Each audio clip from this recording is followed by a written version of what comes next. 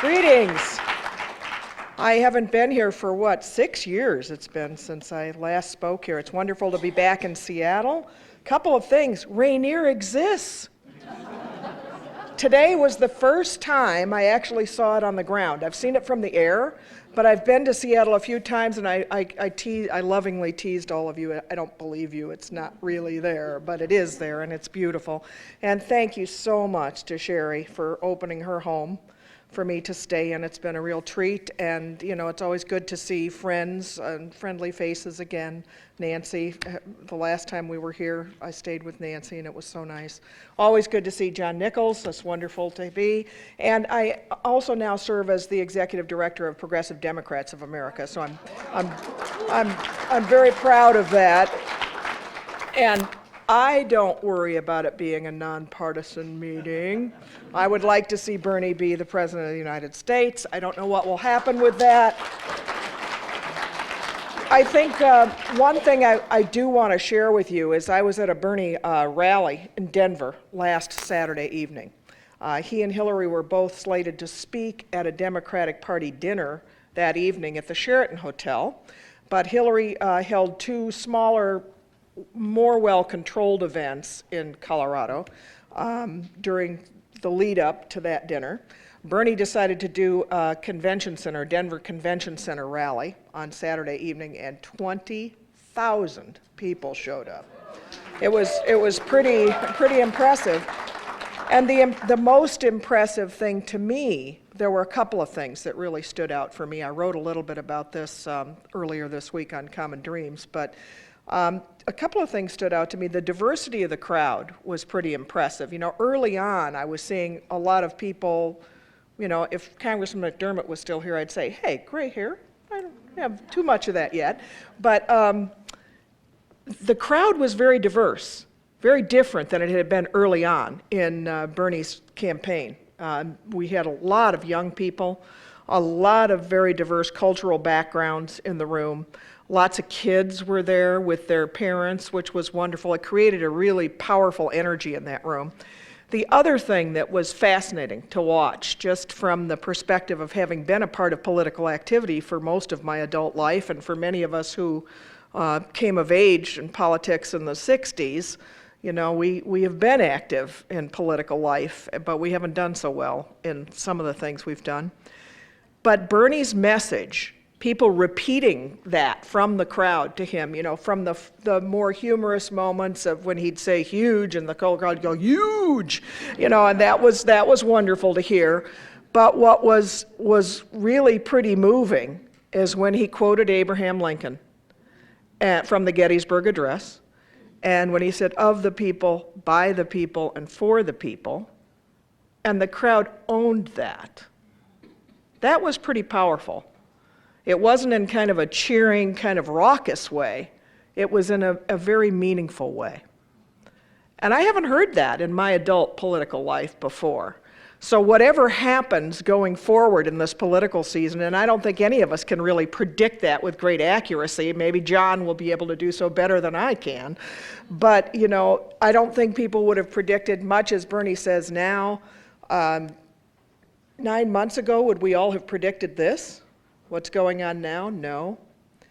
And talking with that wonderful group of students that I was so pleased to be with yesterday, and asking them, what is it about Bernie Sanders' campaign that reaches out to you? I mean, arguably, here's the oldest person in the race running who's appealing to the youngest people in the voting public. And the resounding message to me has been, whether it's the group yesterday or other places, has been honesty. Integrity.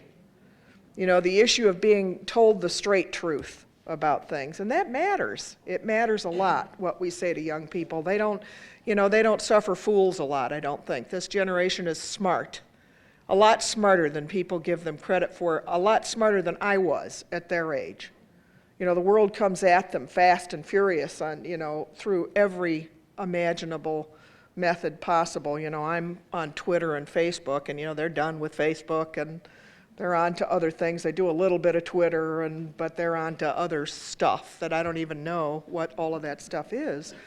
But what they really care about, whether it's here in Washington State, where, by the way, University of Washington students are doing a March for Bernie on February 27th. I saw them handing out little slips of paper yesterday that were very much student slips of paper. So I hope they'll support the work that they're doing. It matters so very much. So thank you, students, for being a part of that yesterday. It meant a lot to me to hear that, and it means a lot that you're engaged in this election. It is changing the face of this election. It truly is. And I often say, I said this to a few people in the crowd in Denver on Saturday night too, was if there's nothing else my generation gives you, nothing else, thank God we're giving you Bernie Sanders at this point. Right? Because we've kind of blown it. My generation, we had all these hopes, and dreams. We were the make love, not war generation. The people who came out of the hippie culture of the 60s and the beatniks before that. And, we were going to change the world. We were going to make it a different place and put an end to war and put an end to poverty and be something more than what had happened. And then we got busy. We got busy in our lives and our families and raising kids and trying to survive through stagflation. How many of you remember that word? Stagflation. And all the things, and then the Reagan years. Oh God, the dark Reagan years in the 1980s. And then coming through that and getting the first Bush president. And I hear Jeb Bush dropped out just a little while ago out of the race. Jeb's out. So, we did that, but only as we come to this point, at least for me, coming to this point in my life, I've always stayed a little bit active in politics, but it's been pretty anemic in terms of our ability to get things done in this world. So I don't want to leave you a mess. I want to leave you something better, especially where healthcare is concerned for me. Many of you have heard my story. Lots of you have seen me on a big screen in a pink flannel nightgown, if you saw Sicko, so you don't have to hear too much more about that. How many have seen Sicko? Everybody? Pretty much? That's good. I'll be real fast and give you the 2-minute elevator speech on how we ended up there. My husband Larry and I have been married for 40 years. We always had health insurance, always made it a priority to have health insurance, did what most American families do. We'd take a look at which employer was offering the better plan for our family and then make a decision to go with that plan. But when my husband had serious coronary artery disease, and actually he's had peripheral artery disease, he has carotids done, he's had iliac artery bypass, we're replacing his arteries apparently one at a time. He's a tall, slender, athletic guy, so it's not, this is a genetic thing for him, very much so. But then I was diagnosed with cancer, and it was our insurance benefits and our whatever we had in savings in our home was no match for the healthcare system, and how quickly the bills were ringing up and how quickly the dunning calls came from hospitals and other providers who wanted to collect their money that were deductibles and co-pays and out-of-pocket expenses. And I always tell people the last straw for me was I was sitting in my office at the newspaper where I worked. I was the editor of a small-town newspaper in South Dakota, the Black Hills Pioneer, the longest publishing newspaper in western South Dakota. The Black Hills Pioneer published news of Wild Bill Hickok's death on August the 2nd of 1876. So I was very, very proud to be a part of that kind of journalistic history. Really, I truly was. And I was very proud of the fact at the time, Tom Daschle was the Senate Majority Leader at the time, and my newspaper, because we were in such a conservative part of the state, had never published anything about Tom Daschle. They only wrote about the Republicans. And when I became editor, said, we're not doing that anymore. We're going to write about everybody. But in any case, I was sitting at my desk one day, and somebody came and got me, and they said, Donna, there's a process server at the front desk for you. And I said, a process server? And so I got up and I went out, and I was being sued by a dermatologist. I had some of the cancer treatment I had left some pretty bad scarring from some radiation therapy. And of the $6,600 that treatment cost,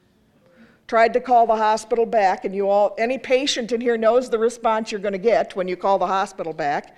Call your primary care provider. We're done. You're discharged, call your primary care provider. So I sent a picture to her, because Kaiser allows you to send pictures and send emails, so I did that. No response, no response. By the next morning, I had 103 temp, was really feeling very sick. Anyway, long story short, I ended up with MRSA. I was in the hospital, back in the hospital. It damn near killed me. Damn near killed me. I had docs in here will know the name of how you do this, but they took a vein from my wrist to my chest wall, had to come out. I had pulmonary embolisms like crazy. I mean, it was not good, not good. And then by the time I went home 9 days later from that, I had to be on vancomycin, pretty high pressure antibiotic for almost 6 weeks with in-home nursing care. Kaiser didn't want to provide wound care, which was interesting because then the surgeon got angry and said, oh, yes, you will. There were 10 drains in my arm. So in any case, I worried. The biggest thing I worried about, my family was there with me, but the biggest thing I worried about was not that I was going to die. It was that I wasn't working. I wasn't working. And I know John's going to talk a little bit about modern working life. I'm one of those people that has to pull together a number of sources to make an income. And if I'm not working, I'm not earning. And in the background is that $700 premium that's looming over me, plus all the bills that have to be paid. I just wanted to get the heck out of the hospital. I didn't care what was going to happen. I just knew I had to get back to work. I had a pulmonologist talking to me on one side and my husband holding the cell phone so I could do a conference call on the other. And I was begging some people who should know better, really, to be honest, some employers who should know better, to don't give up on me. Please don't give up on me. Please give me time to get well. That's what it's like in America in healthcare, under the Affordable Care Act. So we in Colorado have a different kind of plan going on right now in terms of, we still have direct access to the ballot in Colorado. Thank God, because our legislature, we had 2 legislators who were recalled because of their stance on gun control. The Republican right wing was very effective in targeting 2 of the most effective legislators we had on the Democratic side and throwing them out of office. That put a chilling effect on everything the Democrats do in the legislature. So when our chair of the health committee, Irene Aguilar is her name, came forward with a plan called Colorado Care in how to advance a universal health care program for Colorado, it was going nowhere in the legislature because those people were afraid they'd be targeted for recall as well. Nowhere in the legislature goes down. They're not going to move it. They're not going to take it out of committee. They're not going to do anything. So a number of people said, let's go see if we can get signatures and get this thing to the ballot and ask the voters of Colorado whether or not they would like to see a truly universal health care plan. So a very aggressive signature campaign. You have to get a certain number of signatures calculated on the basis of congressional districts and how many voters there are and all those kinds of things. So people knew they had to get about 100,000 signatures from registered voters in Colorado. That wasn't going so well. You get 6 months to do it. It wasn't going extreme. It was our second try at kind of a healthcare related ballot initiative. The first time we didn't get to the ballot. This time they fought and fought and fought. One person ended up literally putting a second mortgage on her home to hire paid signature gatherers at the last minute to gather enough signatures to get Colorado Care to the ballot. So it will be on the ballot on November 8th of 2016.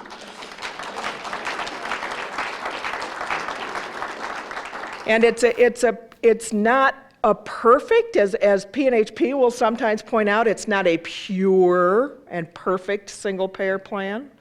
But to put it in perspective, it's a heck of a lot better than what we have right now with the Affordable Care Act. For me, the difference would be with a 3.3% in payroll tax and a 6.7% employer tax. For me, the difference would be taking my cost for insurance from $700 and some a month down to about $140. What a huge difference that makes for me. And for so many people in Colorado. We still have tens of thousands of people who have no coverage.